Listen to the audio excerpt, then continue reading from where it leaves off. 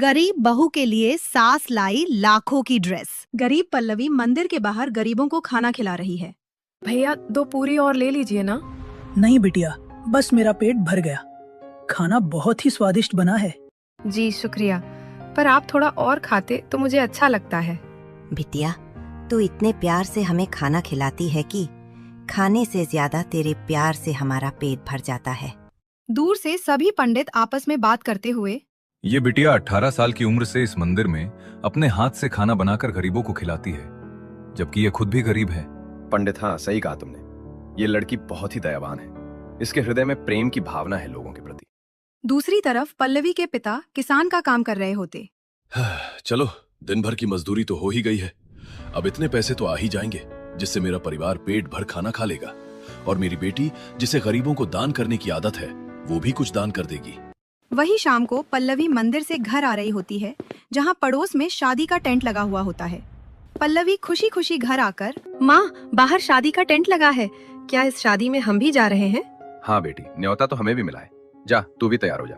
माँ, पर मेरे पास तो अच्छी ड्रेस ही नहीं है, मैं क्या पहनूं? तभी पड़ोस की 2 लड़कियां शिखा और निधि अच्छे कपड़ों में तैयार होकर पल्लवी के दरवाजे पर आती है। पल्लवी, तू तैयार हो गई पार्टी में जाने के लिए? नहीं, मैं नहीं आ रही हूँ। मेरे पास कोई भी अच्छी ड्रेस नहीं है। अरे यार, तेरा तो हमेशा का है। तेरे पास कभी अच्छी ड्रेस नहीं होती।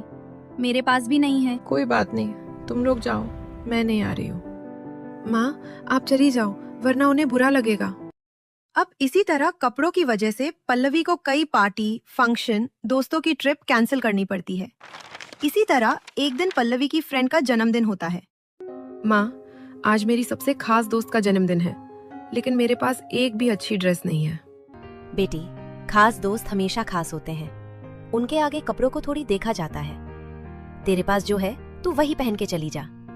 अब पल्लवी अपनी माँ की बात मानकर एक साधारण से पुराने सूट में अपने दोस्त के जन्मदिन पर आती है, जहाँ सभी लड़कियाँ उसके कपड़े का मजाक बनाती हैं। ओ गॉड अनुष्का, तुमने इसको अपने बर्थडे पर क्यों बुलाया है? इसकी ड्रेसिंग सेंस देखो जरा। अरे पल्लवी, तुम ऐसे कपड़ों को क्यों आई हो बर्थडे पार्टी में? सब हंस रहे हैं तुम पर। तुम्हारी गलती है अनुष्का। तुम्हें इस तरह के गरीब लोगों को अपने बर्थडे पार्टी पर बुलाना ही नहीं चाहिए था। मुझे माफ कर दो अनुष्का, मेरे कपड़ों की वजह से तुम्हारी बेइज्जती हो गई। मैं जा रही हूँ यहाँ से। अब पल्लवी मायूस होकर वहाँ से चली जाती है। अब जहाँ पल्लवी अपने गरीब परिवार में पल पल अच्छे कपड़ों को पहनने के लिए तरसती थी, वही उसके घर से थोड़ी दूरी पर एक और परिवार रहता था, सिंगानिया परिवार, जिनके घर में हर छोटी मोटी चीज के लिए लाखों की ड्रेस आया करती थी। पर कहते हैं ना, जहाँ